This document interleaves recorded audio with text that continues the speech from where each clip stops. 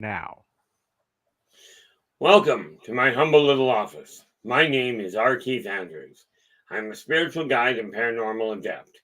The journey continues today on April 14th, 2024 at approximately 4:30 p.m. PST.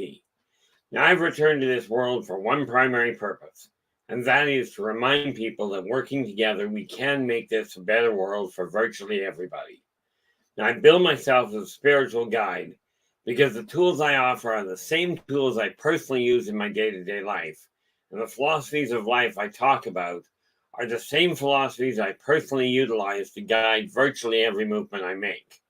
Now I know these tools will work for you because I have used these tools continuously and they've worked for me, as well as for thousands of other people with various degrees of success, depending on their own personal efforts. Now, today we are going to be taking a look at this is all about you, but now we're going to look at your impact on society. Okay, how you're changing your life is going to have a direct impact on how the rest of the world works. Now, we got to remember, people talk about, well, what can you do for the country? I'm actually not looking at what you can do for your country or what your country can do for you. I'm looking at what can you do for you that's going to benefit your country, your society, and quite frankly, civilization itself in the long run. See, the neat part about it is we talk about what kind of changes have to happen because you're not happy with your life. So let's take a look at a couple of things, shall we? Okay, now we could break down society altogether. But before we get into it, we have Joe Stewart is first through the doorway with the gold. Joe, how you doing? Hope your day's been going well. I know you've always got things on the go. And look at that. Well, real quick update. We have 607 subscribers. We just got the door open. We've already got 5 people in the room. Now, the funny part about it there, I'm not too terribly worried about the number of subscribers anymore, aside from when I get to the point that we can monetize this, it means we've got a stable income coming in. And yes, I've got a few things I got to do. But when we take a look at your world, what you're not content with, let's face it. Let's take a look at this, okay? How can turning around and literally making your bed, how can that benefit society? It doesn't seem very functionally practical, does it? But here's the thing. Let's take a look at where your life is. First thing in the morning, and by the way, pull this out. This little booklet. This describes what we're about to talk about in a lot of ways. This is believe in yourself and follow your dreams. Now, any of the books I talk about here are ones that I've personally got in print. And quite literally, the only way you're going to get a hold of them is directly through me, through that link at the top of the stream, okay, that is for Buy Me a Coffee. Now, why did that not lock? Well, that's interesting.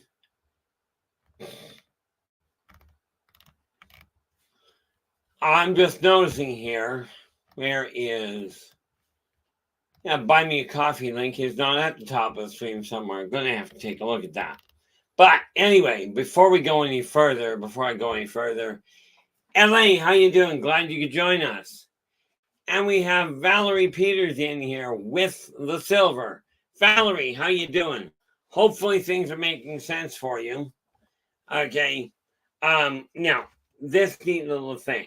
Okay. When you get up in the morning, first thing we have to remember is that the most successful people, in my experience, around the world are out of the house, they're up and out of bed and active by between 5 o'clock and 6 o'clock in the morning, local time.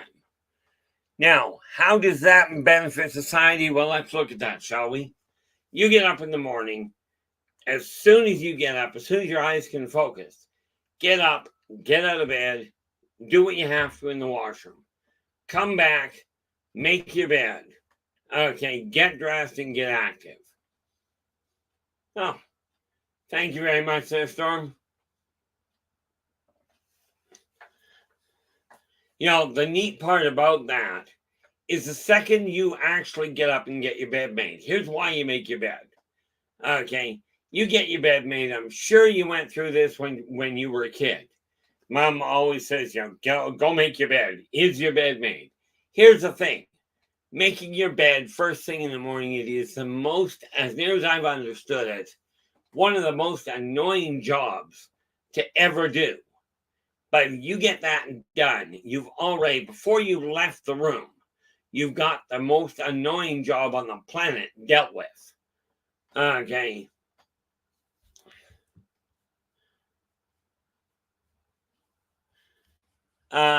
Yeah, I actually watched the whole series about the Valerie. I watched the whole series probably about 6 months ago. I watched Star Trek Voyager from start to finish.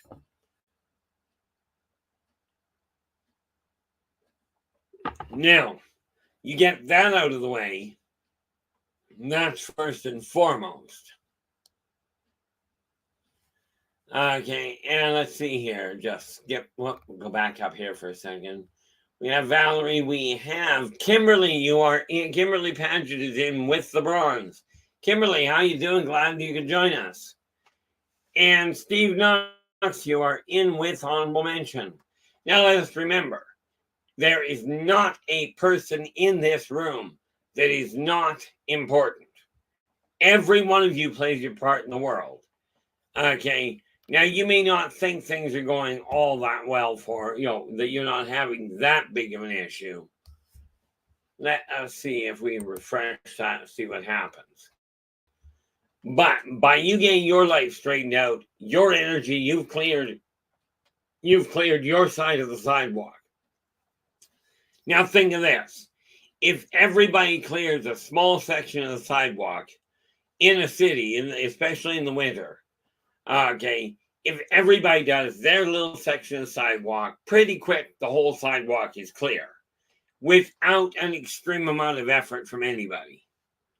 This is where the benefit of all of us working together comes in.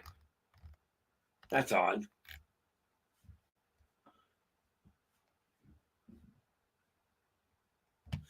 Now, we also have, who has wandered in here? Philip Blair, how you doing? Glad you could join us.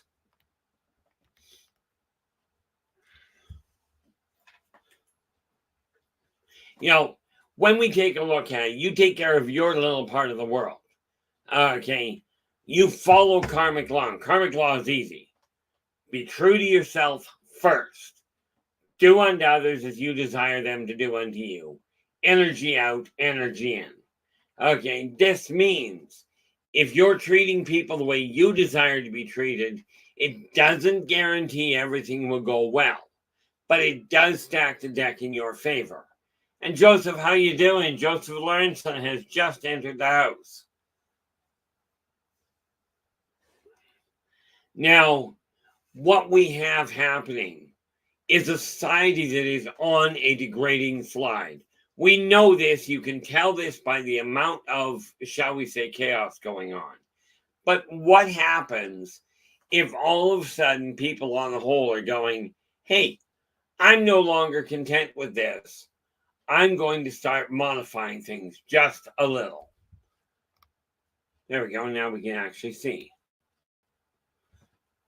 Okay. One of the biggest things we have to take, that we've got to take into consideration, is this. Are you waiting for somebody else to straighten out your life? Hey, no problem there, Joseph. Joseph goes, sorry, boss wants dinner, but I will be listening. Nathan, how we doing? Glad you could join us. Where are we? Somewhere in here we have this. And Nathan. Whoop, that is not Nathan. This is the link to Nathan's show. So absolutely, drop in, give him a listen. If you like what he has to say, do give him a thumbs up, do subscribe to the channel, and share the daylights out of the thing. Now, I take a look at my apartment, okay, at this office. And as you saw, I had something on my bed behind me. This is my workbench while I'm working through the office. Okay, now, here's the neat thing. I have my list of things to deal with today. Okay, and the idea of the list is real simple. Now, I don't expect you to read that. You might be able to see, yeah, you can see there's a little bit of writing on it. But that's because I've got goals that I've got to get done. Every goal you've got, whether we are talking about changing your wardrobe, clearing the clutter out of your house, writing any sort of documentation down, break it down into 15-minute to half-hour jobs. Now, in doing that, I've got to do the data entry for it. A few months ago, I started reading this set of encyclopedias. Now, I showed you this before. Okay. This one here is volume 3. I just finished this encyclopedia off this morning. Got to document it today. But I'm about to start volume 4. Now, the reason I'm showing you this is, again, I have 16 volumes in this encyclopedia. I decided I was going to read the whole thing. Okay. Now, I do believe it's probably only essentially 15 and a half, because the 16th one is just the index. And in all fairness, I don't read the index. You know, this other one here, which I read a little while ago, I get a kick out of it. And this is one of the reasons I'm showing you this is simple. Now, this book at this point belongs to Lynn Ann Moon. It is not, this is the book on magic by Aleister Crowley. The thing is, this book, not a bad book at all, okay, but almost half the book is bibliography. Okay, bibliography and appendix. When I'm reading the book, I don't tend to read the entirety of the index, and certainly not, or of the appendix, and certainly not the index. But when you take a look at a book this size, I'm thinking personally, okay, let's take the book and put a lot of information in it, because it looks really good. Until you get the book open and you find out that over half of it is appendices. It's not the actual solid book. When I look at these, when I went to write these, they're not very thick. But that's because I backed them solid, full of information that you can put to use now. This stream, okay, you come in here, the idea for me is simple. You come in, the tools I offer, put them to use immediately, and watch the speed your world changes. Now, let me just double check here. Philip, let me take a look here. I believe so. Okay, I wonder if it actually tells me. I'm just double checking because I know it's got the book in it or the picture in it. I've got good memory. It's just really short on occasion. Whoop, there we are.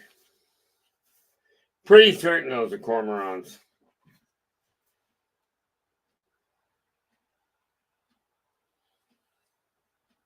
Now, I've done the same thing, and this is why I'm scanning through it, is to figure out where the actual picture was.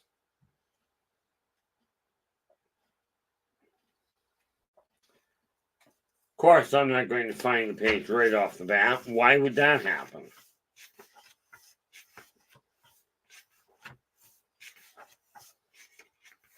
Well, I could go through it one page at a time. I'm just not going to bother. But yeah, if I recall correctly, that's what these little guys are. But it's the front cover, as you can see, nature. Now, this came back. This is an encyclopedia in hard copy, okay, that comes from the 70s.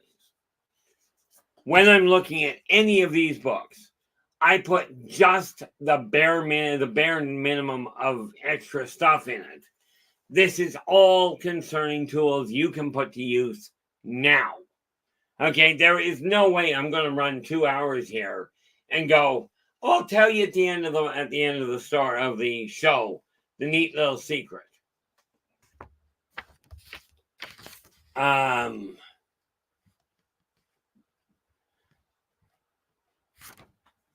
Yeah, Philip's just going, Crowley wants you to dig through the library. You know,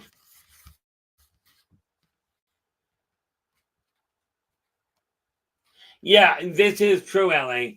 The fact of the matter is, LA is just saying, quite often, if you go through the appendix, you can get information that either he missed or somebody else did, which is true. But remember, I have said I am not much of a researcher.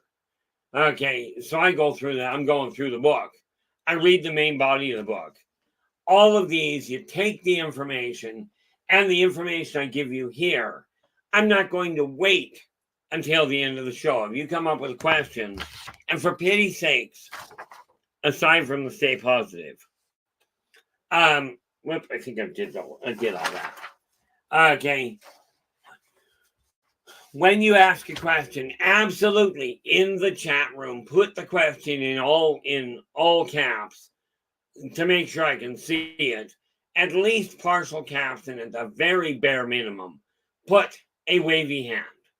Okay. Now, I do not do only one thing at a time. And I know I was talking to Valerie just the other day. And like I told her, I don't do only one thing at a time. It might be an idea on occasion, but it doesn't work out that way.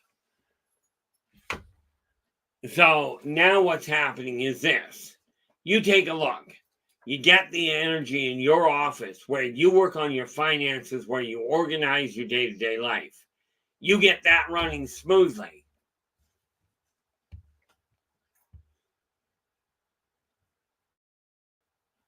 LA goes, I've seen where research is quoted and there is no research done at all, or the book actually doesn't exist. Yeah, no doubt. So I saved myself a whole lot of hassle. I go, okay, yes, I could put appendices in the books and go, here you go. There's the appendices. Okay, go look for the information. And I will tell you, in the Ildebachian Chronicles, I do have a compendium. I am absolutely certain, try as I might, there will be mistakes in the compendium, because trying to piece it all together, not going to happen that easily. There will be mistakes, but I'm not about to tell you it's perfect. Okay. Now, LA goes, medical research has been known to pull this sort of fraud on a number of occasions. I almost swear that's their stock in trade. And just to be clear, the reason I don't myself go and talk to the doctor is because they can't track the speed my system works. Okay, you think about it. They look at the overall. Okay, you broke your arm. You're looking, now let me ask you this, guys, and some of you may know the answer. But if somebody breaks their arm and you go to the doctor and they have to plate it in place, as in put a lock in it and seal the thing up. Yeah, LA goes, a show of hands is not now, and has never been research. No, as a matter of fact, it has been a way for politicians to shunt laws and shunt decisions through without actually going through the proper channels. Okay, now let me ask you this: how long? And you may or may not know this. I don't know, but how long would you expect a broken arm that has been plated back into place? How long would you expect it to take to heal? Because this is where doctors run into a problem with me. Okay. I look at the tools I've got and go, okay, if you do this, now we take a look at the energy flow. If you take your house and you're organizing it, but you each take care of the sidewalk in front of your building, in front of your property. Okay, everybody does a little bit.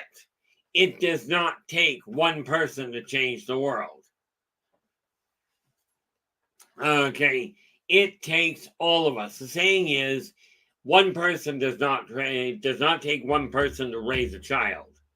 Okay, and please do not spell that the wrong way.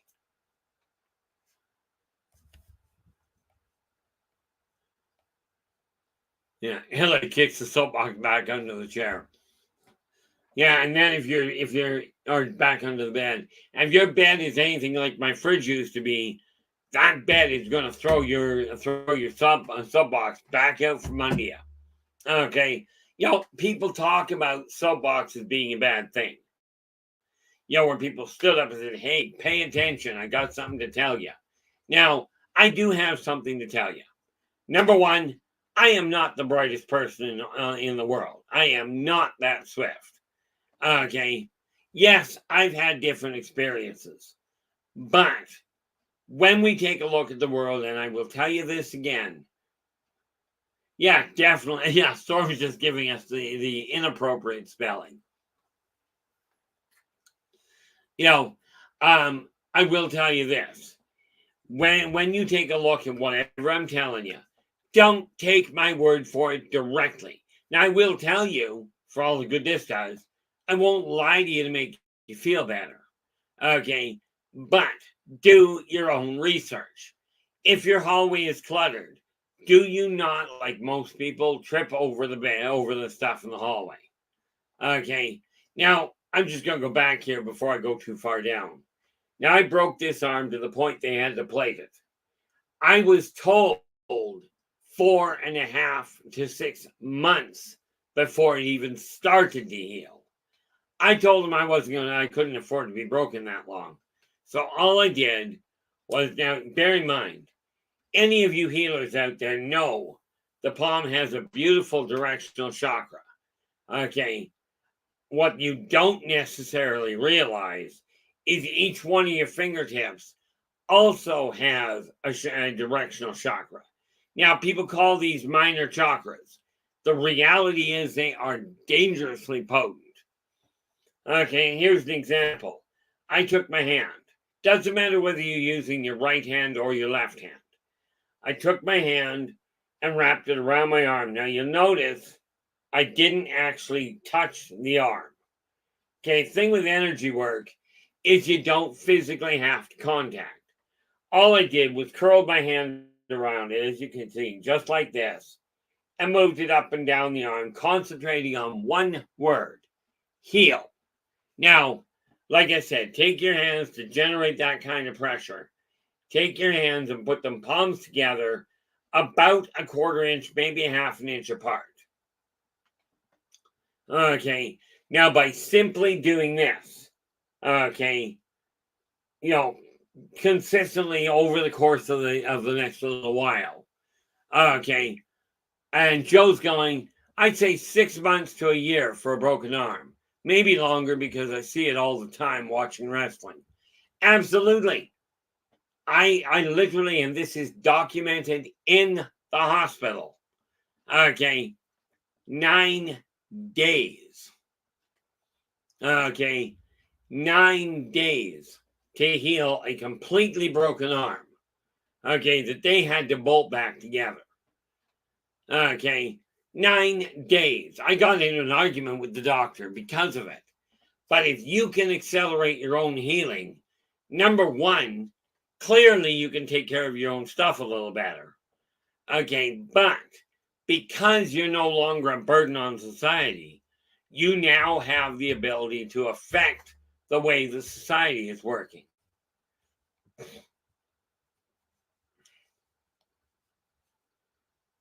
Now, I gotta know how that's going to work, Valerie. I'm just curious in this case. Okay, Valerie's just sitting here going, I'm going to try that at bingo. Now, I gotta know what kind of bingo you play, because that sounds like a really, really violent game. You know, I mean, I realize they got all these blockers and what have you, but I didn't think they were like football blockers. But that's just me. When you are straightening out your own garbage, okay, the energy around you will run a lot more smoothly. That's just the reality behind it. Okay, now again, this, well, ah, okay, Valerie. Now, what you do there is absolutely clearly, if you broke your hip, okay, you're not taking your right hip very easily to, or your right hand very easily to the left hip. But you got to remember, you can do this with either hand. You don't have to be a licensed or a trained Reiki master. You don't have to be a trained medical professional. But remember, this is in conjunction with any medical or any therapy you're working with, not a replacement. Okay, but you take your hands, and just to get the feel of it, put your hands half an inch, a quarter inch to half an inch apart. Okay, concentrate on the energy. Remember, energy runs both directions. Okay, at the same time, you'll feel something. You may call it, you may call it heat. You may call it pressure. I had one person call it bubbles, kind of like putting your hand on top um of a hydrojet, in the hot tub. Okay,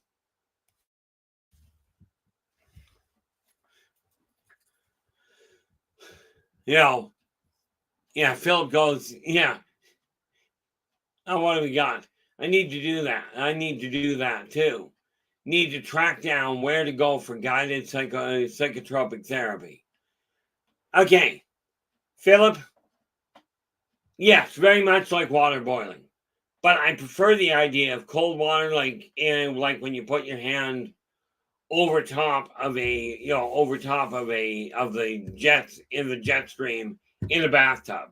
You don't burn your hand as much. Now, and we'll get to that in just 10 seconds there, Philip, because what we're doing is showing how you can take your setbacks and override them, correct them, heal them in conjunction with everything else. In your case, Valerie, take your hand, whichever one is easiest to get to the hip with. Okay. And you don't have to know where the actual break is. Okay. You know where the pain is. Your body knows where the break is. Take your hand, palm over top of the hip, especially where it's sore. That's where you'll know that things are really working. If you've got to work with them, but put your hand, you'll feel that pressure. And as you feel the pressure grow, lift your hand off the hip. Now, to be clear, you don't have to have no clothes on. You can do this with full clothing. You can do this while you're sitting in a restaurant, and nobody's going to know the better. Okay, hold your hand above it and concentrate on the word heal. Okay, what you will find happen is your body will turn around and replicate the healthy cells. This is in conjunction with what you've been told. Now, many will tell you track down a Reiki master. Okay, Phelps just gone here and gone. I need to do that too. Need to track down where to go for guided psychotropic therapy. Okay, and then he goes, get healthy, get off the pharma stuff that's addictive, that doesn't work so well. Now, I'm not going to make the mistake again. I will tell you this. Here's where you find for your psychotropic therapy. You're going to love this, Philip. Got a pen down because it's a long address. Look in the mirror. Your body already knows what's wrong. That's where you get the guided stuff. take your hand wherever the illness is, okay, put it over top of whichever part of your body is in pain, okay, and literally focus on the word heal.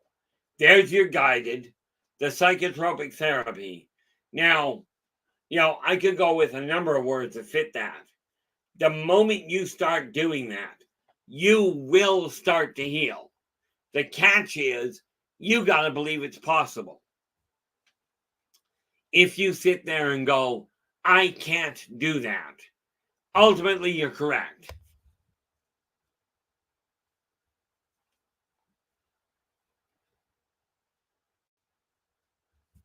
The funny thing there, Valerie, Valerie goes, I never took pharmaceuticals. The pain, I just sucked it up and walked it off.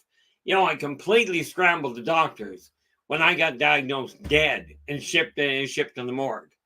I just got up, I sucked it, I sucked it in, I sucked it up, got up and walked it off.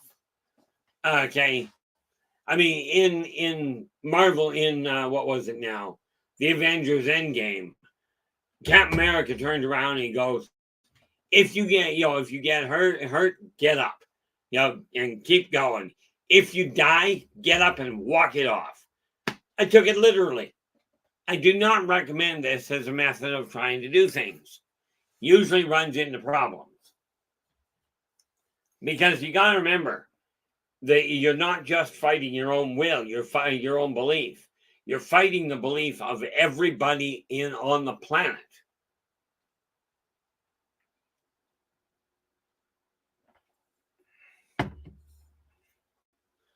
And yeah, as you can see, I don't actually have my coffee. That's up front. I'll go get it in a little bit. I got water here. When you take care of the clutter in your own house, okay, you start changing the energy literally in your body. Now, let me ask you this. Do you believe, as the saying points out, that the state of your house is a reflection of the state of your mind? Okay, many people will tell you that if your mind is all cluttered, okay, your house is going to be. Now, let me ask you this. Does that make sense to you? Does that seem like a reasonable comparison? When you're feeling depressed or you're feeling overwhelmed, do you not sit down and just go, I can't deal with the mess right now, I'll put it off until later, aka procrastination? Okay, now, thank you very much there, LA. If that is the case, if the state of your house is a reflection of the state of your mind, does it not stand to reason that the state of your mind is a reflection of the state of your house? In other words, do you feel really energetic if you're in a really crowded, really cluttered and disorganized room? Or do you feel more energized? Okay. This is the thing we have to look at because it's always a two-way street. This is why in relationships, it's never one person's responsibility. It's always a communication problem between two. And there's very few times I will use the term always. But if the state of your house is a reflection of your mind, does it not stand to reason that in the state of your mind and the organization of your mind will be a reflection of the state of your house as well, or the state of your business for that matter? I took a look at that and went, okay, for me, it made sense. The more cluttered my house is, the more difficult it becomes. Okay, now I will tell you, I had gaming today. So at 3:30, I went and laid down for half an hour. Okay, that's all it took. Because as you can see, my room, my office, is not overly cluttered. Now, that door over there, I've left it open because it seems to help a little with the energy flow, with the signal. But if you take a look at the idea that the state of your mind is a reflection of the state of your house, okay, let me ask you the flip side, the third part of that equation. Which is easier to correct? The state of your house or the state of your mind? Is it easier to move a coffee cup off the table and put it in the kitchen where it belongs to get ready to clean? Or is it easier to just go, I'm going to start imagining that my house is clean and make that work? Now, I know many of you, if you run your own household, you run your own business, I'll guarantee almost that you guys likely are sitting there, talk about a political way of saying, I haven't got a clue. But the odds are that if your place is cluttered, you're going to sit there and go, I can't think straight. I can't work in this disaster. Okay. Yes, kids do it all the time. But you notice kids don't make much headway on the way they're doing things. But they're taught the same thing.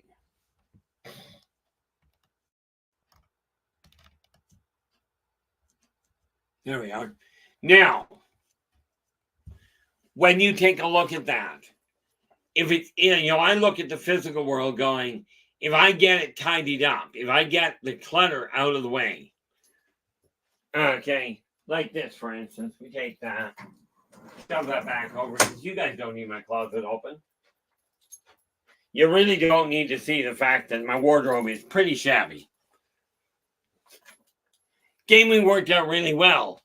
We're running a very small group. Game Master has this whole scenario laid out. What did my buddy and I do? We're the ones playing. We're the characters. We've turned around and we have right now, between us, we bought 7 different properties and are literally using gaming to figure out how to run things.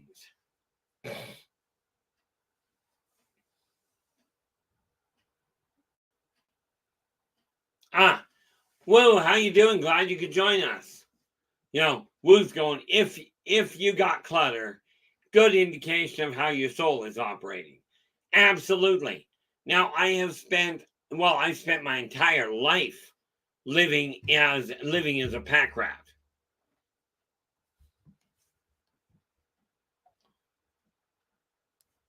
Oh, there we go. Valerie goes, my house is uncluttered and clean. That's how I can tell when something is not where I usually put it. And that's the thing. But it's easier, I always found, to correct a problem, as in clear the physical stuff out of the way in order to get your brain working properly. Okay, far easier than just all of a sudden going, I'm going to think differently. Okay, now, well, that's just it, Philip. My desktop, okay, now my operating system, as in computer, desk that's got the books I've been writing, my calendar, okay, now I'm not picking most of the stuff up, okay, because I still use a desktop calendar. Now, I do that because I have to, okay, it keeps it right in front of me so I can keep on track. And when the reason I said this is literally all about you, okay, you're the one that's got control over your house. You can sit there if you're really religiously inclined. Absolutely. Sit there and pray that God comes down and straightens out your mess. Absolutely do so. People have been doing it for centuries. Haven't quite figured out how that's worked for them yet. I know for me it didn't do a thing. But do understand, I am a firm believer in both God and Jesus. No, I'm not getting up on a soapbox. Sorry, guys. That's my belief. You guys can believe what you will. But where it comes to the decluttering of your house to make society run better, think of this. If you've got things organized and you've got to find a way to do things, as a matter of fact, while I'm thinking about it, I'm going to do that right now. See, I go over here. Yes, that is a cash box. But the thing I was looking for is this. Because I can go in here. This neat little box is kind of important. The reason I'm doing this is, like I said, I've come to the understanding that if you know something is off kilter, whoop, is that the right one? Nope. I keep forgetting which key I'm supposed to be working with. And of course, it's not going to work properly. Which one is it? Should be this one here, I suspect. One set of keys.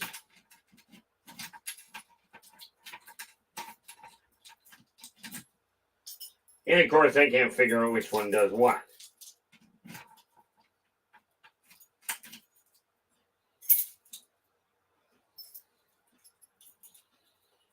Talk about an annoyance.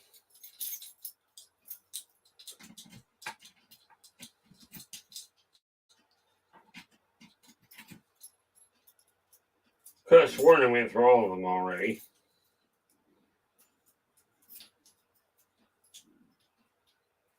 That one cannot be the right one. Okay, I'm not going to fight with this any further. That's annoying as all get out.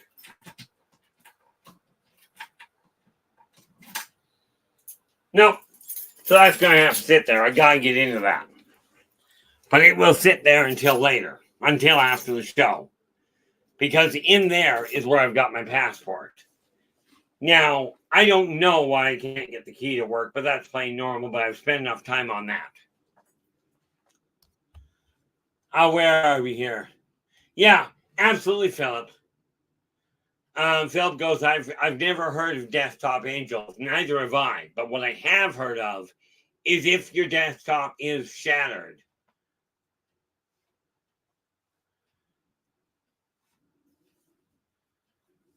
Yeah, there was also a story written about a group of people, and you'll love this. There was a book called The Borrowers. Okay, about little tiny people. Now, the thing is, if you've got your world turning around, that's going to annoy me now. Not until after the show. But if you turn around and get your stuff organized, you don't have to look for it. Okay? It becomes one of these important little factors that you just grab what you have to. Like, look at this. This should work. I take this and we go to B.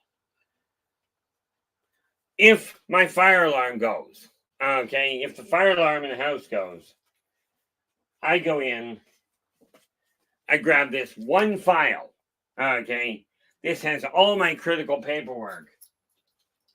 Grab it. I've got a bag sitting right here that I drop it into, and I'm good to go. Okay, if you don't have one, and I literally call it a bug out file. If you do not have one, get it put together, i.e. banking information, your critical paperwork, put it in that file. That way, if you run into a problem, come to think of it, wonder if I did that.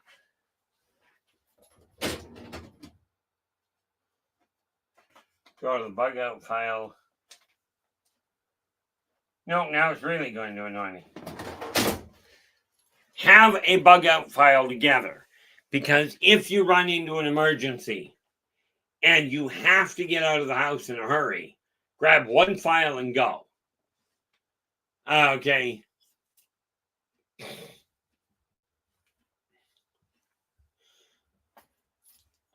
Yeah, Phil goes, I think there are helper elves to help you repair stuff while you sleep, like shoes and boots and such. Ellie goes, yes, Philip, you get to be your very own elf. Okay. And it's great. Now, of course, we could go down that other road and just go down the road of having gnomes. When you're getting your life organized, okay, things will turn around quite nicely and you'll be able to get back on track. The neat part about it is we take a look at what you're doing. Now, let me ask you this. I used to go out to restaurants all the time. Okay, as a matter of fact, because I didn't like cooking, I would go through $300 to $400 a month on my food bill anyway. Okay, just alone. Okay, this is a bad habit. And I am now, I've backed myself into a corner. I got no options. Yes, if you go out to a restaurant, okay, absolutely, there's a lot of benefit to it. But if you're doing, I don't think you have to worry about that, Philip. Philip goes, I don't want gnomes to bite me. Gnomes on the whole don't. Gremlins, that's another problem. Okay, but when you take a look at the way the world is, okay, there is no saying that goes everything in moderation. This means make certain you organize what you're doing. Now, you'll notice yesterday, at least I think it was yesterday, I mentioned that I was going to be removing my beard and mustache all the way over. You notice I made the comment I was going to get rid of it. That's because I chose to. Now, that won't have a whole lot of impact on the world out there. Okay, but it does have an impact on the way people look at you. Okay, and again, you don't have to believe me. But what does make a lot of difference is when you're looking at the world, when you're looking at how things are running, ask yourself this: what are you doing to straighten your own life out?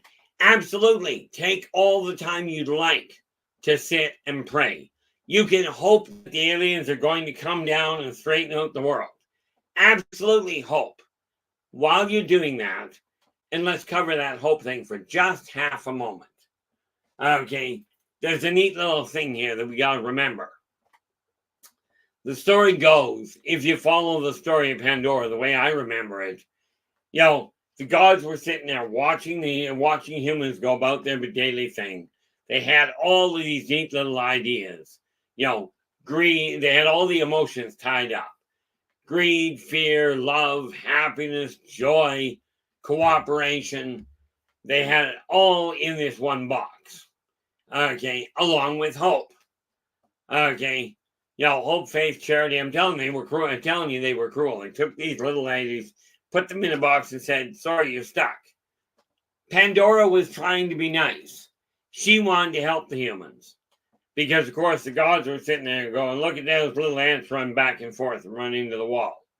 So Pandora comes along and goes, I'm going to take this down to the humans. This box with all these options, all these abilities. She goes to take it down, but she trips on the way down the stairs and scatters everything in the box. All of the different abilities went running all over the place. Except she slams it shut, traps hope in the box, and takes it down to mankind. Now, the story goes that hope is all man got left with. That's all that was given to them, was just hope. Now, I heard that story and I got it completely backwards.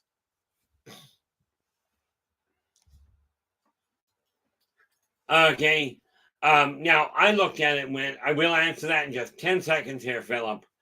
I went, I looked at that story and went, yeah, hope's trapped in the box, and then turned over to man. Hope is the only thing that can do absolutely nothing for you. Okay, in my opinion, hope worked really well. Unfortunately, never got me anywhere. I hope my mind will settle. I hope I will find peace of mind. It's great. I hope I will drop weight. And I kept shoveling handful after handful of food into my system and sitting on my butt as it got wider and wider. Okay. So then I turned around and went, hey, odd idea. Doctors tell me you can't drop weight by just cutting down on your food and increasing your exercise. It won't work. You need this little pill. I went, okay, that's a cute thought. Thought about it. I actually got one of these neat little magic pills, not the drugs from the street. I bought one of these pills. All the research looked great. Took them for 3 days. Had a major heart attack and went, don't have it there. You know, here's the bottle of pills, and it's over there now. Don't want it anymore. Increased my energy level, cut down, increased my activity level, cut down on the amount of food that I was putting in. A neat little mathematical reality. If you burn more and more calories than you put into your system, okay, you will drop weight. Now, here's the kicker. I ran my own doctor is now retired. Okay, my doctor when she retired, she put me on medication she wanted me on for life.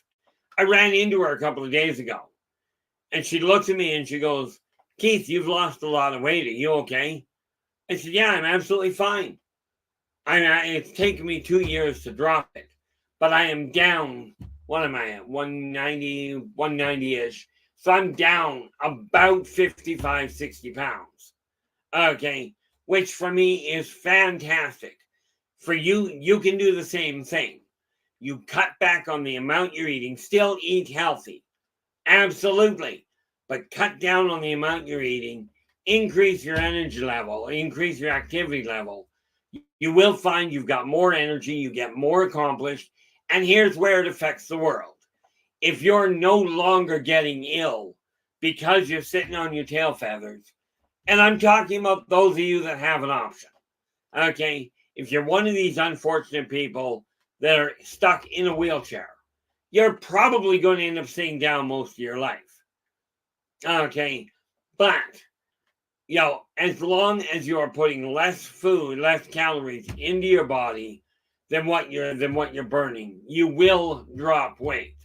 Me personally, I found if you're dropping a pound to a pound and a half a week, okay, aka 4 to 6 pounds a month.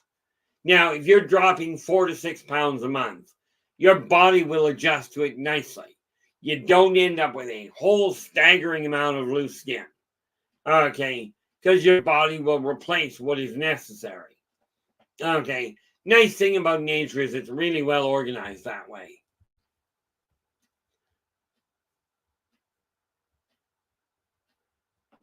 What do we got here?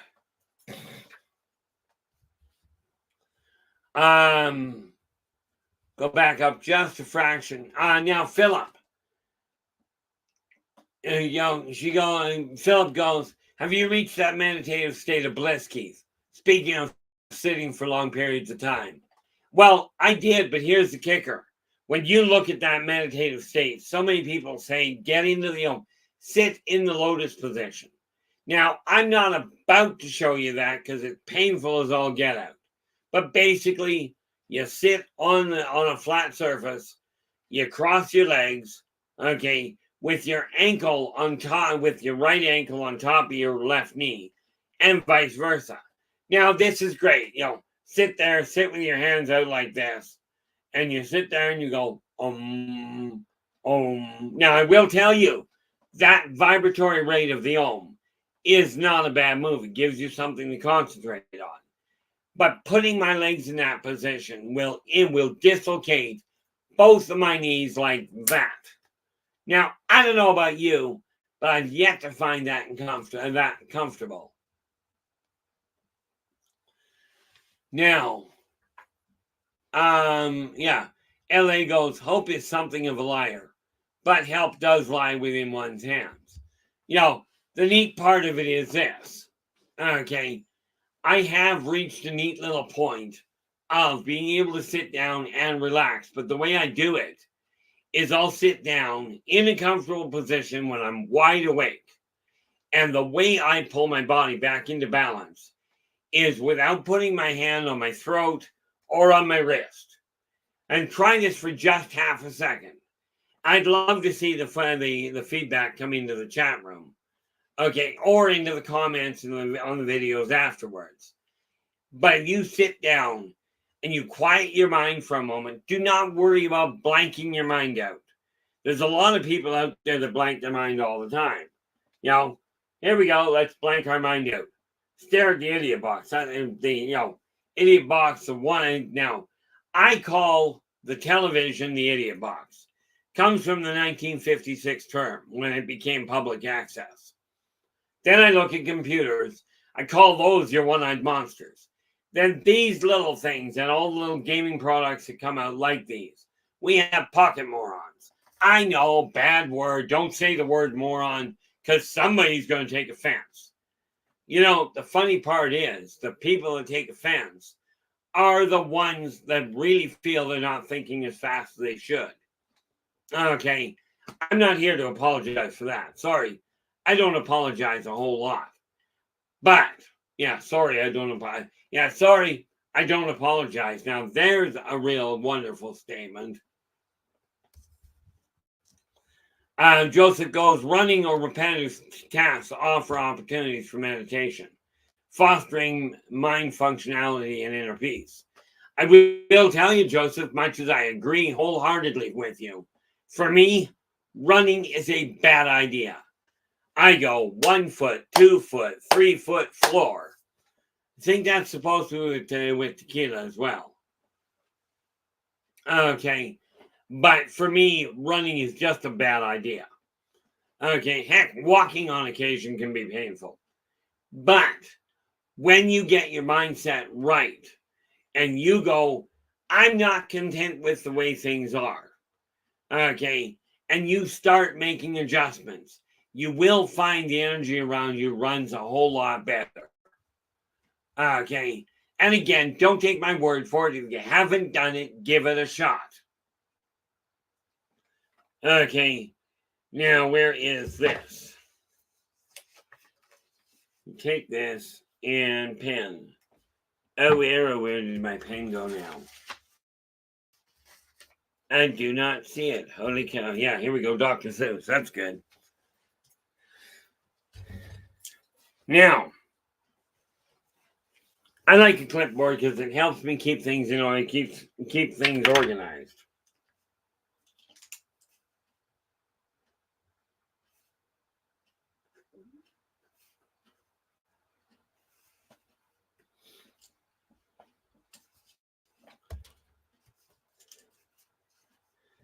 Get these two things in.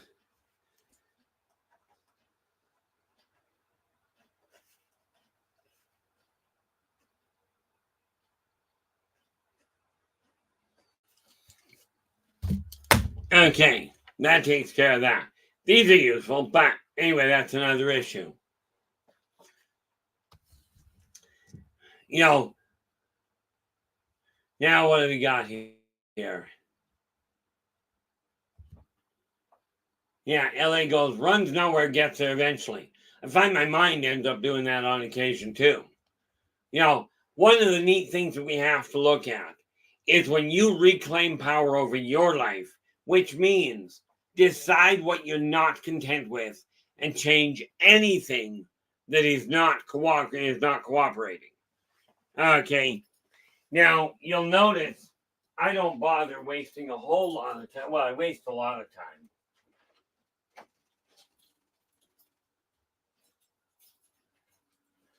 You know, I'll see something I'm not content with, and now what happens is I just get up and do something with it. You know, one of the things we have to remember in this world, you know, and I ran through this the other day. I was working on my own journal, and I turned around and I'm going like, I don't like this idea of being in the spotlight. Not my real cup of tea, especially since I drink coffee. But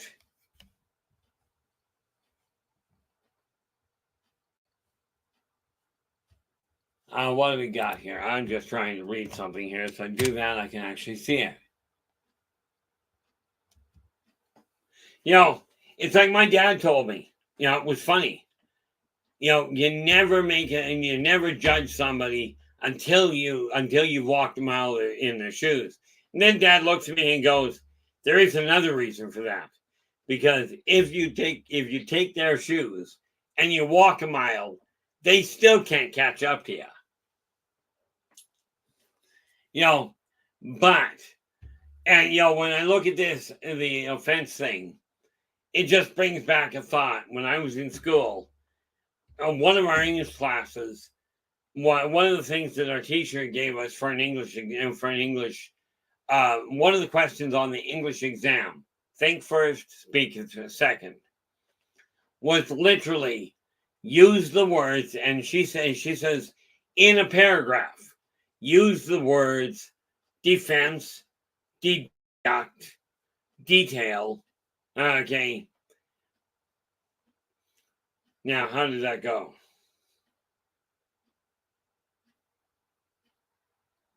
Oh, and defeat.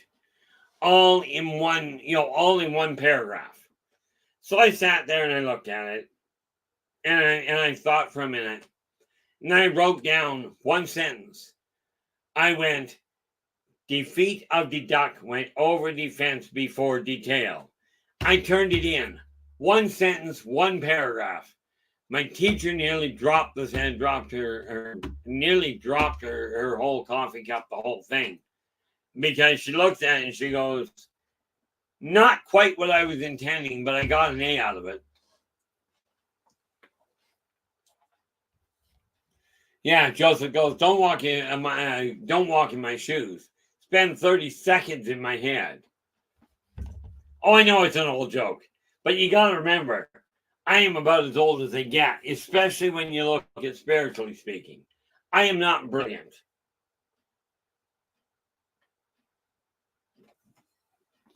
Now, I could go into all sorts of old jokes.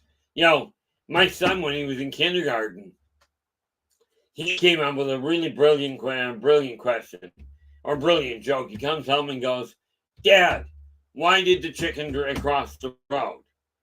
I looked at him and I says, I have no real functional clue. Now, right, and remember, my son was in kindergarten 20 years ago. Okay. And he looks at me, a bright-eyed smile on his face. He goes, the chicken crossed the road because he was pinned to the lip of the punk rocker. I looked at him and I says, I'd never heard that answer before. But again, when we are looking at this world and the changes that are going on in your life, okay, it is up to you to make the necessary adjustments. It is not up to the politicians, the religious leaders, the so-called elites. It's not up to somebody of a different skin color. It is up to the one of you that you're seeing in the mirror. And hopefully when you look in the mirror, you're only seeing one of you. If you're seeing two or three of you, you might want to see if you got a twin standing behind you. But in any event, take the situation in your hand. Absolutely. If you've got kids in your own house or if you've got roommates, pass this same tool on to them. Because I will tell you, don't take my word for it. Again, if you haven't tried it, if you haven't done it already, give it a shot and see what you find out from practical hands-on experience. There are times you don't desire to do that. Because I will absolutely assure you, if you've never put your hand in boiling water, don't. It is painful. Just learn from other people's miscalculations. This is one of the reasons I'm doing this. Now, I got started on saying something a little while ago. Okay, and that was this. I didn't desire to get into the spotlight. I avoided the spotlight. I avoided people for 55 years. By the way, I also avoided life. But just 2 days ago-ish, I'm sitting there going, if not me, who? If not now, when? You can ask the same question of your own life. If you're not going to change it, who is? If you're not going, if you're not going to change it now, when are you going to change it? And here's the kicker. Whether you do it today or you wait 6 weeks, okay, and do it then. When you get there, that 6 weeks down the road will be today. It will be now when you do it. This is why I say, when you start altering the way your life is. Now, this is the other neat little part with these. Okay. Believe in yourself, That covers you personally. Believe in your business. That covers the work you're doing. And understand something very important. If you're running a household, this is, in my opinion, the most important business available. Okay. Then we have believe in your finances. Each of these, okay, each of these are a small keystone, keyhole on how to attain your dreams. So right now, they're all listed as believe in whichever: self, business, and finance. These are all little bits and pieces, little tools to follow your dreams. On their own, they will help immensely.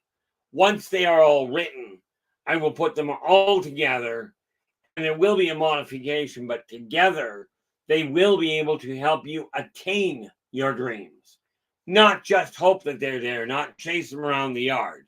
Now, yes, chasing things around the yard or around the room can be a lot of fun, depending on who the other person is.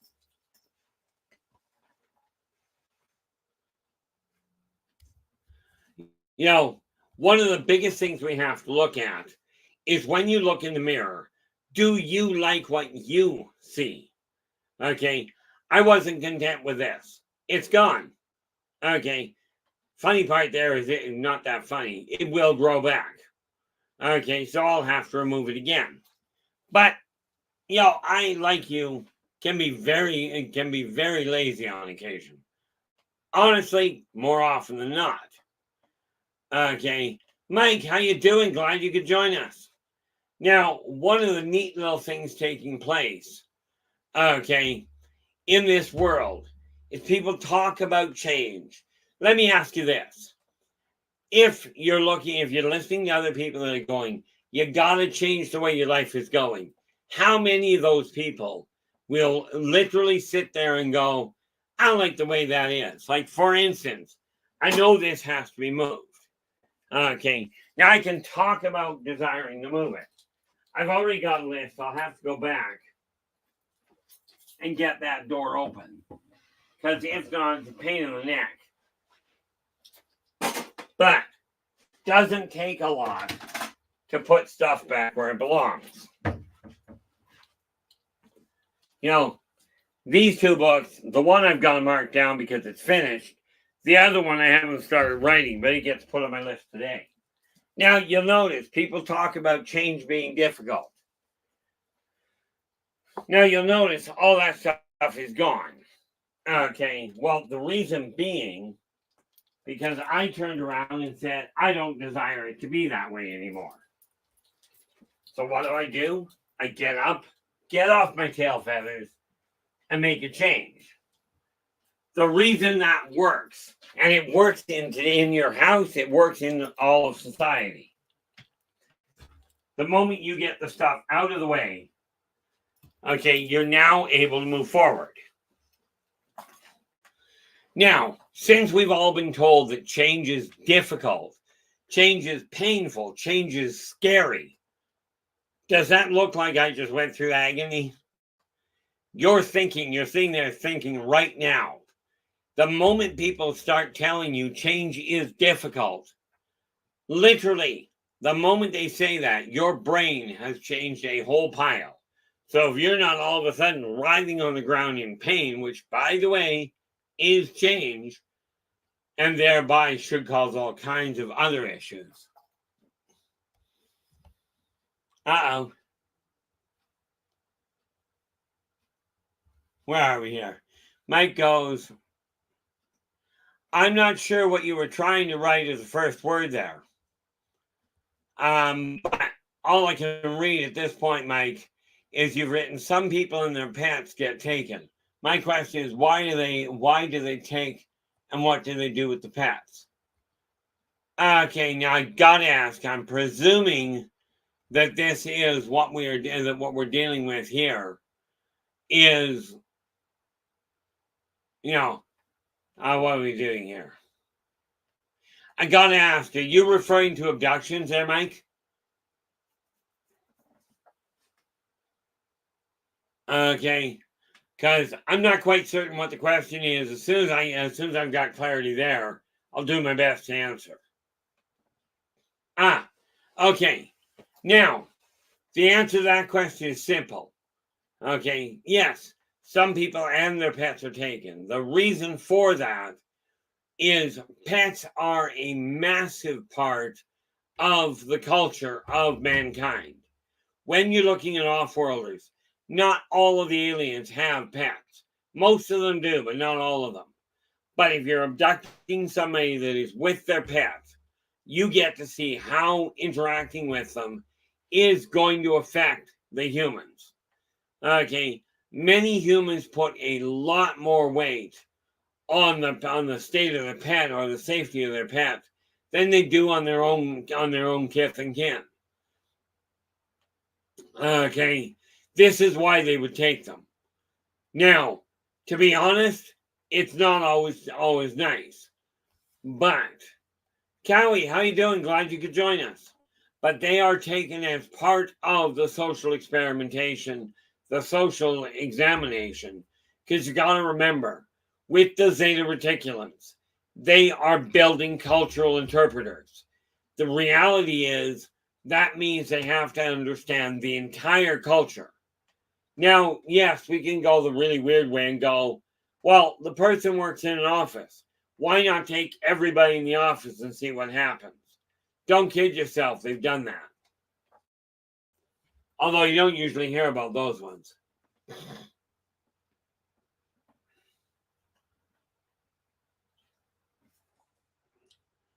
Now, Valerie, you are asking, are aliens and non-corporeal life forms the same?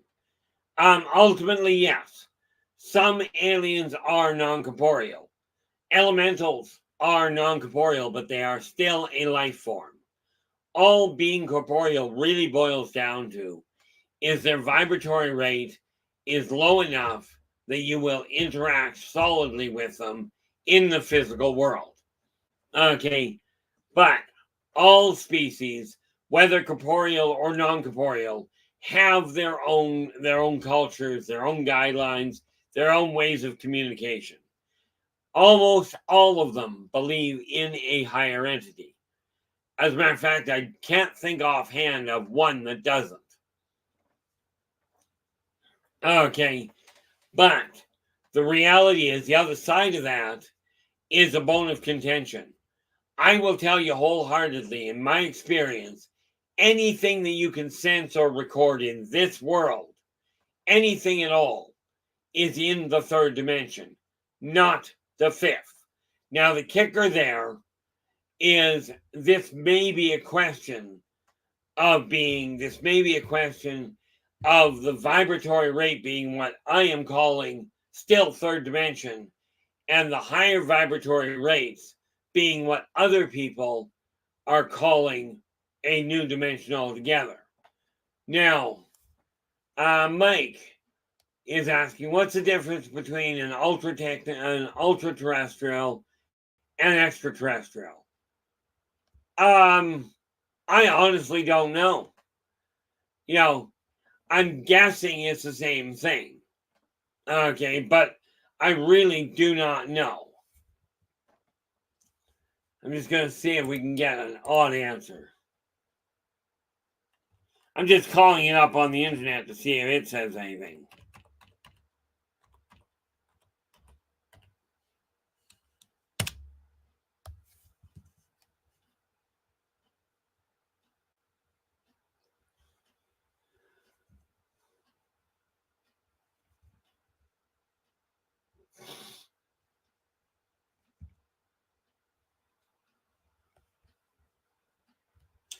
Oh, okay.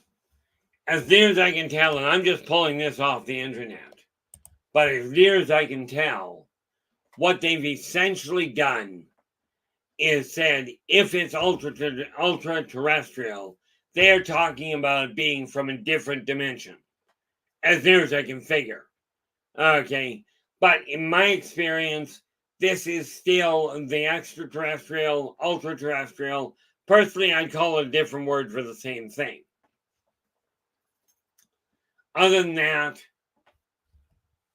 Oh, Joseph is giving us a little bit different, a little bit more insight.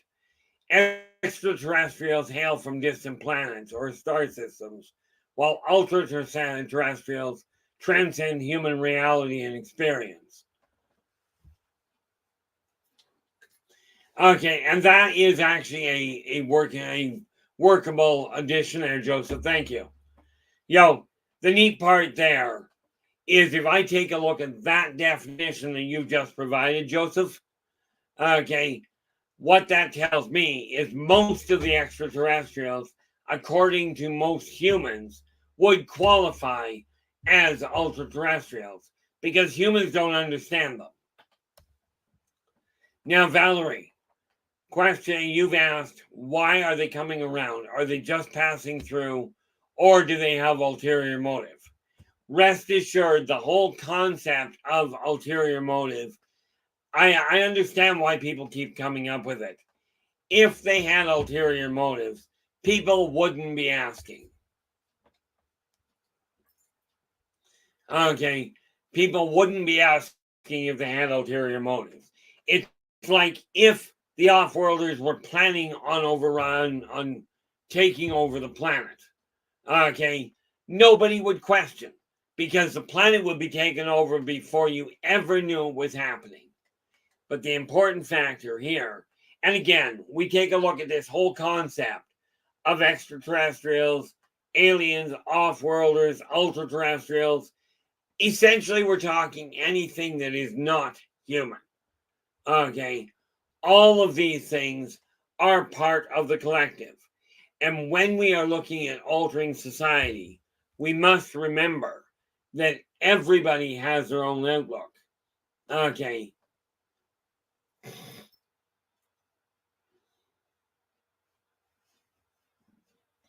Well, that's just it, Joseph. We as a society, as a civilization, have been taught to fear almost everything.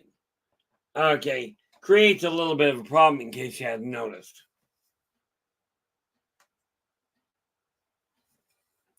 So let's address that for half a second. What if I'm wrong? I'm telling you, look, this is not something to fear. This is something to work with, to learn from. But what if I'm wrong? Okay, what if all of a sudden we get swamped by extraterrestrials coming down into this world and laying waste, like was described back in whatever year it was, okay, with the War of the Worlds? What if that is the reality behind it? Okay, let me ask you this. If that is the reality, hopefully I get taken out like that. Okay, I don't feel like going through it again. But what if I'm right? What if these guys are coming here either out of curiosity or simply on a research run? What if they are beneficial? If you open fire, which seems to be a normal thing for humans, oh, look, we have a person I don't recognize. They're the wrong color. They got scales on them. Oh my gosh, that one's got an armored back. Shoot him, then ask him if he's friendly.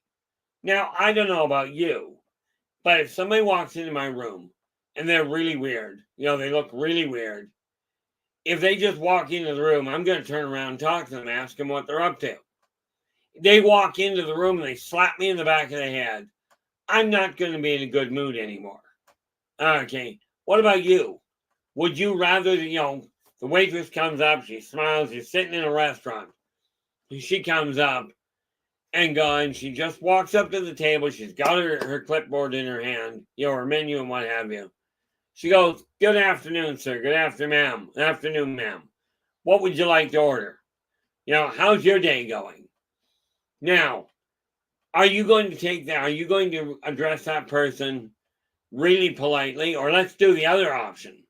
The waitress walks up and goes, how you doing? What kind of food would you like? Or she asks you politely, you stand up and you go, beg. And then you talk to her. Are you going to have a good conversation, a good experience? This is what we have to realize. If you approach people with aggression, okay, you're going to run into aggressive behavior. Like Mike said, they do that, I'm going to slap them back.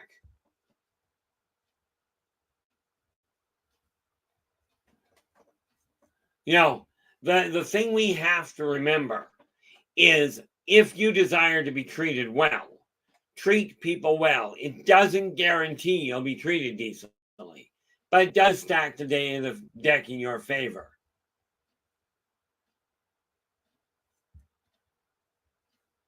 Yeah, Valerie goes, I'm about to put up a cover charge for entry. Yeah, that might be problematic. Okay, I mean, you're welcome to do what you will, but I will tell you, the people of a non-corporeal nature don't tend to carry the same kind of communication, of payment schedule that we've got. The one thing that you do have to let go of, okay, and I know you're working really hard on it, can be really disconcerting. The number of times I see people walk behind me is absolutely amazing. Okay, like more often than not. Now you can see the shelf back over in this corner. Okay, but I've got I've got another bookcase that's up here, and there's always somebody sitting up here and on the top of the bookshelf here. Okay, and I know you can't see either one of them, but it is amazing how many people come and go through here.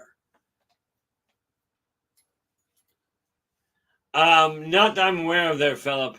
I get a kick out of it though. I know there's a restaurant somewhere down in the States that touts itself as the rudest restaurant in the world. The waitresses and the waiters and the cooks are absolutely trained to totally ignore your orders, disrespect you as much as they can, without causing bodily harm, by the way. Okay. And the cook will give you what he feels you're going to eat.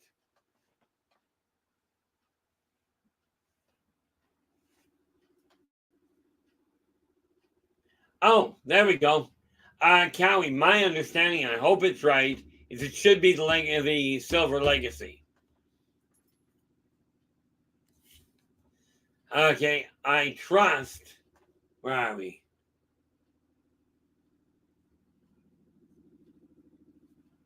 Well, what do we got here? Not a problem there, Cowie. I sure hope that's right because, well, that's one that I actually went and got the hotel for. Matter of fact, why did I do that? I've got a good memory. It's just excessively short. Actually, my memory is perfect. It's my recall I run into troubles with.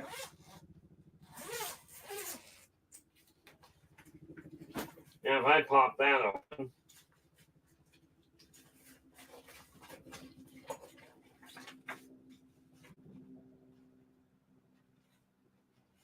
this should have everything I need.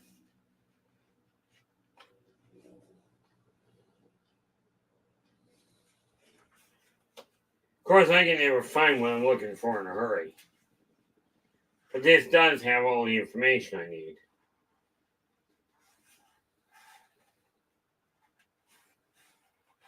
Sure, I go looking for something.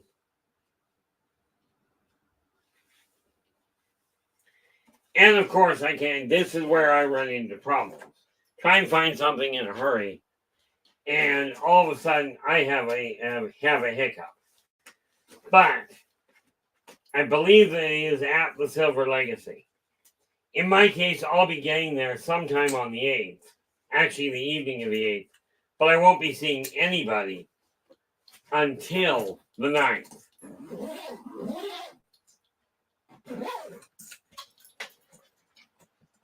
Definitely going to have to go through that stuff after I get done stream. As you can tell, I can get a little scattered on occasion. There we go. Ellie is just confirming.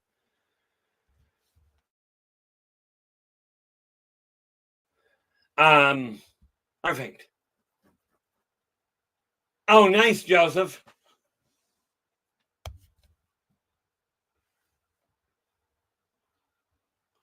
Well, Philip, I don't use the password here. That's on Dave's show. I don't do that at all.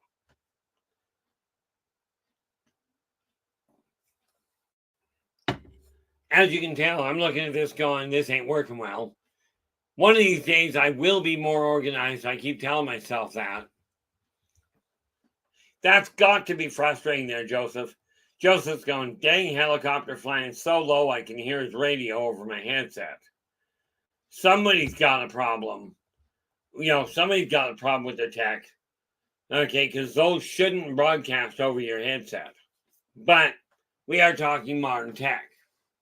Now, when you take a look at the way your life is running, you correct the things that you're not content with, and you put out the information. You put the effort into turning around and making your world work more efficiently. You will find you're more readily adept at dealing with other people. Christine, how are we doing? Glad you could join us. I trust your day has been, to say the least, a little on the hectic side. I'm hoping it's been a good day. I'm looking at the number of people that we have running around in this world. Okay. I take a look at the number of people running around this world that are literally going, oh, everybody says it's somebody else's fault. I'm telling you, you can continue blaming everybody else. But and we'll put this in political terms, it's essentially, in any city of 100,000 people, there are approximately about 10,000 working directly for the government. Okay, working in city halls, land offices, the parliament buildings, whatever government offices are available. Okay, you got about 10,000 in any city of 100,000. Okay, and I've got the numbers. This is just a ballpark. But this means that you have 90,000 people that are not working directly for the government. Now, let me ask you this. If communication lines, if cooperation amongst the masses come together to target the same idea, the same positive change, does it not stand to reason that 90,000 people working together can have more of an impact than 10,000? Now, of course, we can get into the mathematical side of it. If I look at it and we take 100,000, well, out of 100,000, let's just put that in perspective. You cut that down, and you've got about 50,000 kids. Okay, but you're still looking at 50,000 adults, 10,000 of them working for the government. This means 80% of the population does not work for the government. Okay, if 50,000 are available, 10 work for the government, then you've got 80% of the people not working for the government.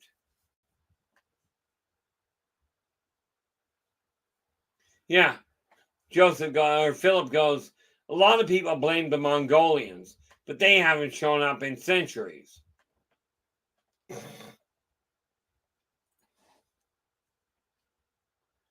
Absolutely there, Joseph. And this is one of the things I'm looking at. Joseph just said collaborative efforts could transform our world, shifting from a victimhood to empowerment through unity and cooperation.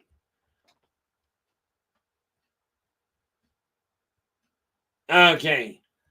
Now, I'm not even going to get into that one, Valerie. That one will get me hung up. But if you want my opinion on that one, I will talk to you directly and explain how that fits. But I am not tangling with that particular issue on this stream. Okay. Valerie has said our town is divided right now. Mayor, book, mayor's wife, indigenous. Okay. from that standpoint, you want my opinion on it? I got no problem. I've got one. I won't voice it here. Okay. But, Joseph, where it comes to collaborative efforts, this is where this stream comes in and where positive perspectives comes in.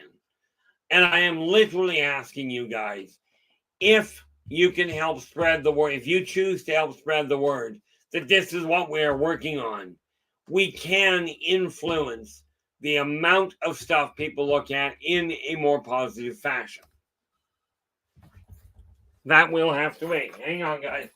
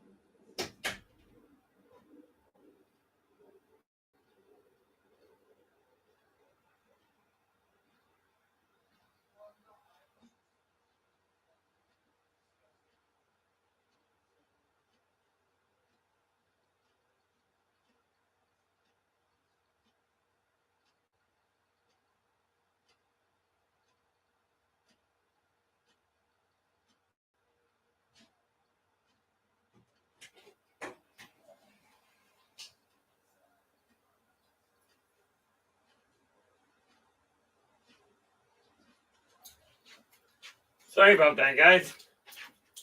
That was my son ringing the doorbell. He wanted to come into the house. So, first rule of thumb, never leave your kid outside.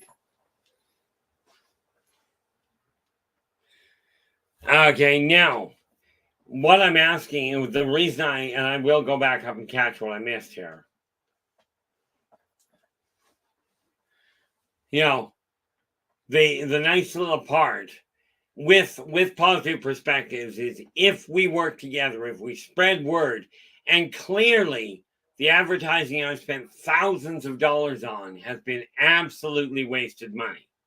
I've worked well, I've paid money for, I've paid good money for so-called advertising. None of it has paid off, period. Okay, so I'm going back to the old rule. Okay, which boils down to word of mouth.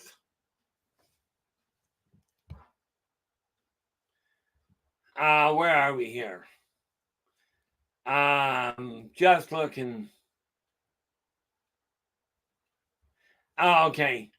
Yeah, Valerie's. I'm just looking back a little. And she's just pointing out that where she lives, nobody's linking arms and singing "Kumbaya." No doubt. And this is the thing. Now, I will tell you this: if only two of you are on the same page, you can still effect a change. But it boils down to making certain that you're looking at the same thing.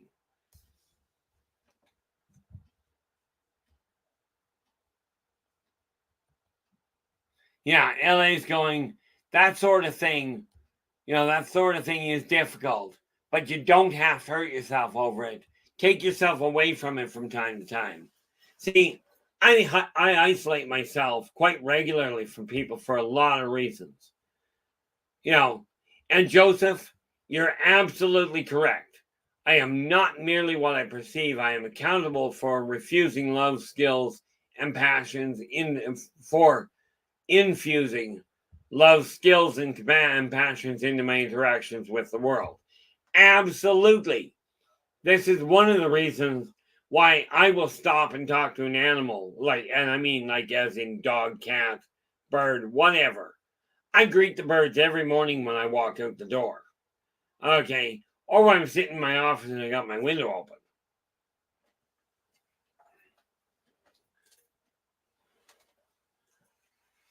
You know,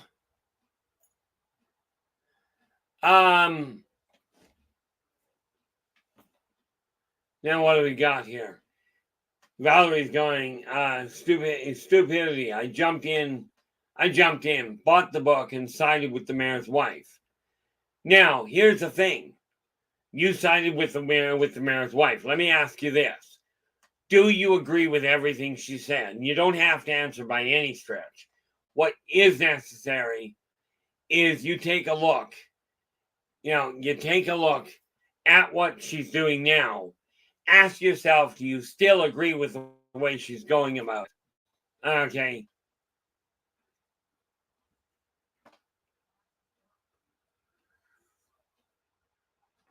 Yeah, there's a lot to that, but that's okay. I'm just looking at what you wrote there, Philip. But as I've always told people, my family comes first. Okay. Timothyman, how you doing? Glad you could join us. The thing I keep looking at is this. When we are working together, okay, when we put the effort into working together. Yeah. Philip goes, isolate when social battery is getting low. Recharge. I absolutely agree with you. My problem is I spent 55 years hiding from the world and frankly life in the hopes that people would learn that you got to communicate, you got to take responsibility for your own actions. The sad part is most people are taught to point the finger elsewhere. Okay. Now, I let the beard grow and I kept going, it's gotta come off. And I sat there and I thought about it and I figured, hey, somebody's going to remove it. It didn't come off until I went and actually removed it. But here's the neat kicker with me. Okay. I use an electric razor to remove all this. I'm not removing the sideburns. That's just their staying. But now I've showed some of you this before. When my stress level gets too high, my hand will sit there, and I kid you not, if I relax it, it all of a sudden shakes. This is normal. Now, with my hand doing that, I end up slitting my throat from here to here with an electric razor. Needless to say, I don't use a straight razor.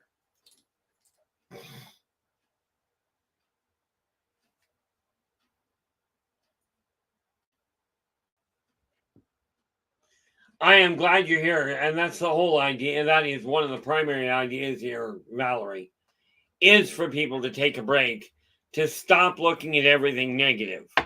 And again, if you are subjected to a negative thought process, it's funny she's offered.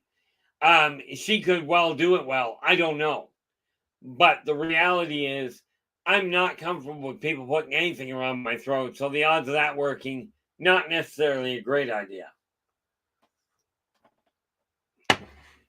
But I did tell her right from the get-go, just like I told you guys, I will keep the beard and mustache gone like this area, but the sideburns, they're mine. But the neat part about it for me is I know what my limitations are. I know when I'm dealing with people in real life that I've got a mouth on me. People will ask me, people will absolutely ask me, why don't I go into politics? I don't lie well enough.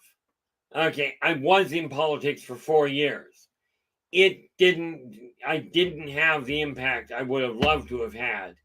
And the people that did end up in office got there in a very, very crooked way. In my opinion, it was crooked. It was pushed through, and one of the city's parks got sold to the city.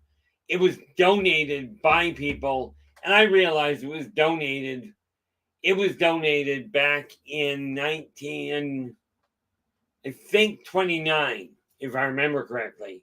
It was donated to the community on the premise that it never get turned over to the city. Now, I don't know about you, but to me, never means never. It's kind of like no means no. It doesn't mean no unless you can talk me into it, or unless you can take it by force. It means no. So when the park was turned over to the community, and it was never to be sold, the fact it got sold absolutely created a problem. You know, where are we here? Not a problem there, Storm. Kind of figured that, but I appreciate you clarifying it. Although I do agree with you. What Storm pointed out here is politics is broken down as poly, Greek for many, and ticks, blood-sucking creatures. You know, the reality of it is when we are looking at politics, okay, we got to remember everybody has a motive. Now, let me ask you this. Can any one of you, okay, either here or when you're looking at it afterwards, can anybody tell me what my ulterior motive is for putting together positive perceptions here, which again we can honestly thank LA Moon for the name. Okay. Now, what is my ulterior motive for coming into this stream and going, this is positive perceptions, and the accompanying newsletter, which actually started first, I think, maybe not, called Positive Perspectives. Philip, let's see. So it goes, how about harnessing the crooked to limit the damage as much as possible? Been working on it. And that's where you guys come in. Okay.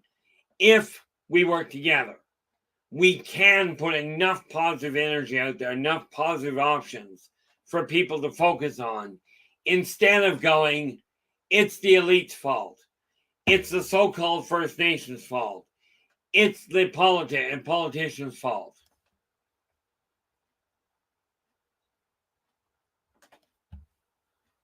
Oh, Joseph goes, organizing events in this life may hint at past life connections, suggesting a cycle of growth and evolution. Absolutely it can. And this is one thing I've found with the past lives that I do personally remember. Many of the people that I've known from centuries back, I now know. And frankly, they count amongst what I call friends. The ironic part of it is a lot of my so-called friends from this lifetime, I kid you not, 400 years ago, I burnt them at the stake. Okay. And for those geniuses that go, oh, nobody got burnt at the stake, apparently there's been some misinformation. It's kind of like saying in the Old West, nobody got hung. Heck, never mind the Old West. Let's try just in the last 50 years.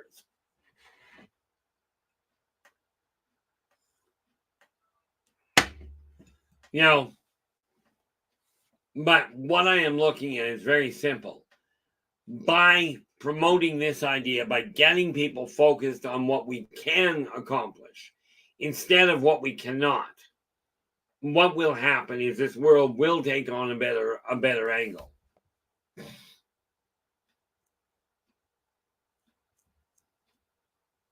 And I gotta see what that says. Glad I stumbled across this neat little idea. Yeah, absolutely, Joseph.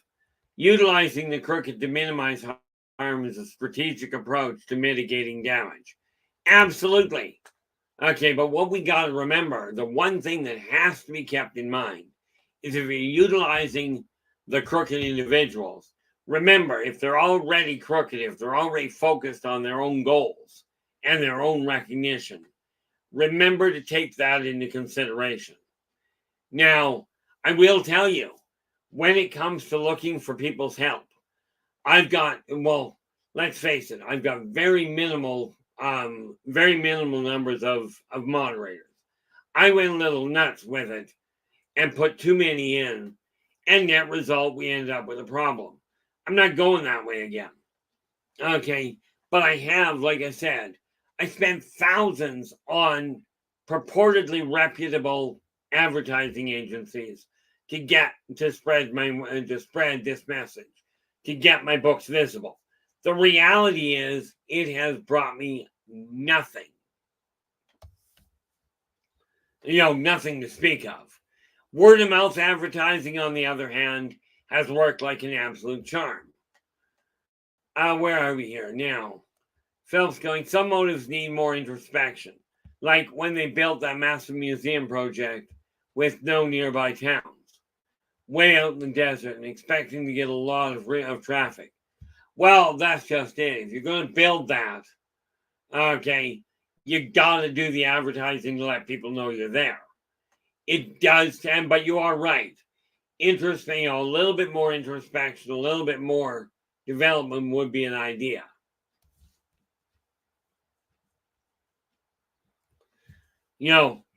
And what I'm looking at is simply, how do we turn around and make things a little bit more enjoyable for people?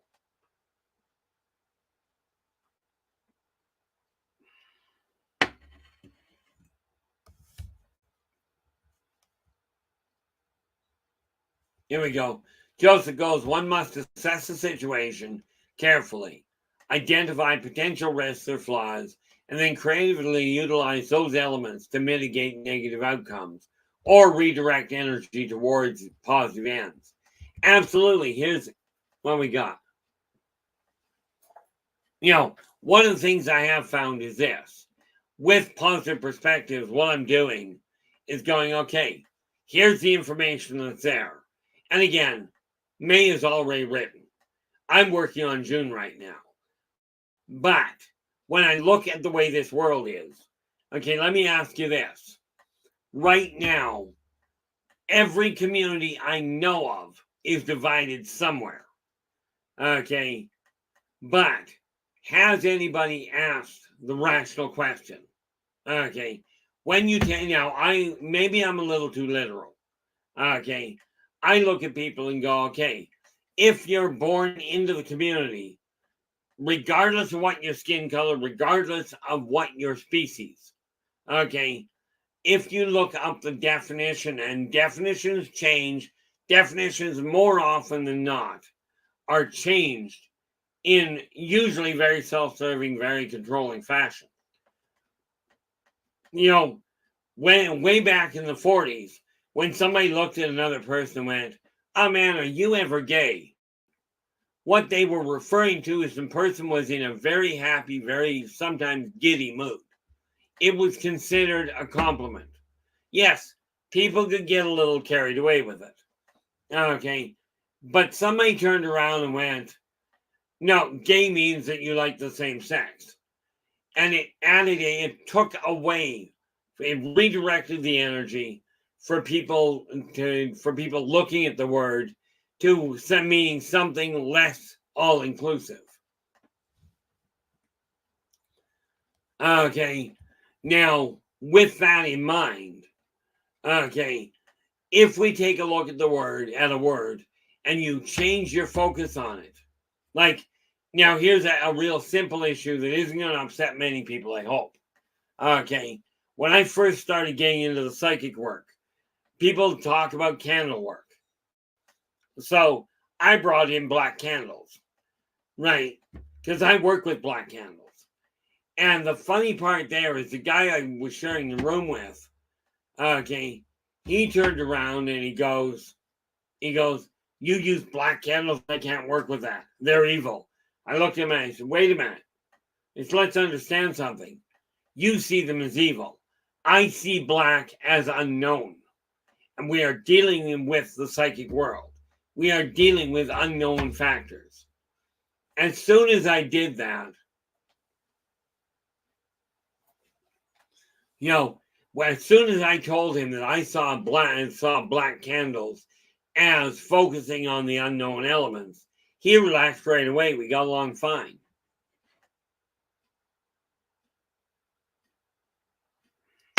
We have to realize there is so much damage that has been done to this world, but it's done because people are still propagating the same negative ideas.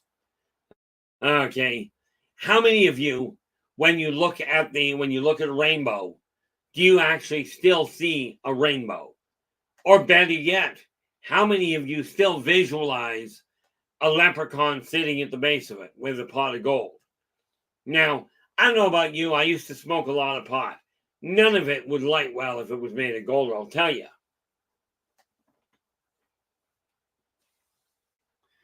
Oh, I absolutely agree with you, LA. We absolutely are talking about slang in modern language. The point being that it's that slang that is completely debilitating and in a lot of ways destabilizing much of the communication lines. This is what we've got to get back to things that are promoting a positive outcome. Which brings to mind something that I'm going to deal with. Some of the words used today are absolutely debilitating.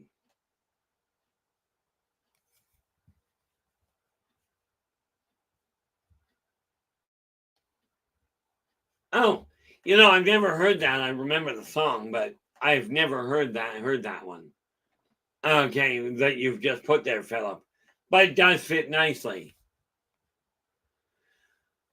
Yeah, ultimately it really is. Valerie's going, it's cancel culture.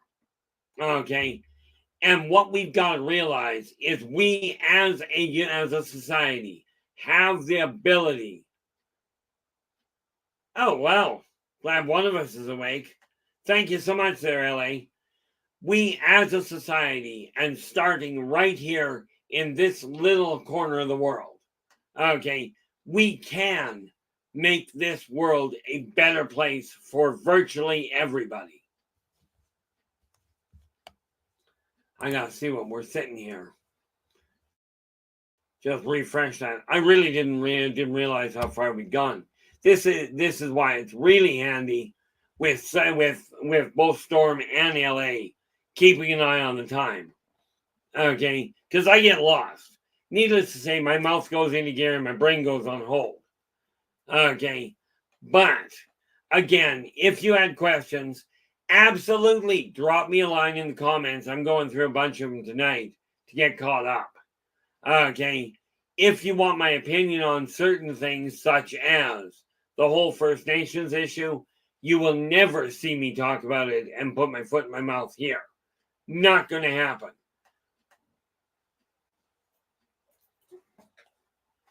Yeah, Valerie, that's just it. Way back when Archie Bunker was on and when the Jeffersons were on, it had a whole different meaning. Okay. Yes, there was all sorts of issues that kind of upset some people, but basically got people to think. Now, one thing that I will tell you, I am quite happy with what I'm seeing happen now. And I just hit refresh here. We're actually up to 607. This is the second time that I've come on where during the stream we've picked up a new person. Okay, we picked up a new subscriber. Okay, it's a slow climb, but we did not get into this disaster by a short run.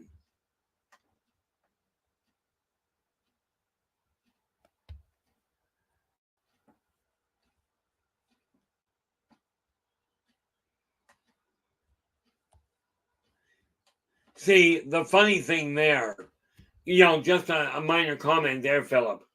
I watch what goes on. Now, I am not a sports fan.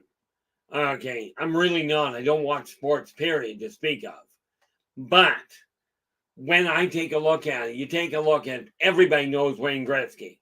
Now, Wayne Gretzky, whether you play hockey, whether you watch hockey, like hockey, doesn't matter. You probably know his name. He got into the Hockey Hall of Fame, of fame for his ability. Now, I don't know what he did, but whatever he did didn't change that effect. He still did the hockey. So why pull him off the Hockey Hall of Fame? Because he doesn't have exactly the same outlook on life others do? I appreciate that, LA. And with that in mind, I really should pay attention to that, because we are clearly approaching the end of the 2 hours. I will be back again tomorrow. Tomorrow, we are going to look at how you, as an individual, can affect the interaction from the off-worlders, from the extraterrestrials, the ancient races, the ultra-terrestrials, call them whatever name you will. Okay?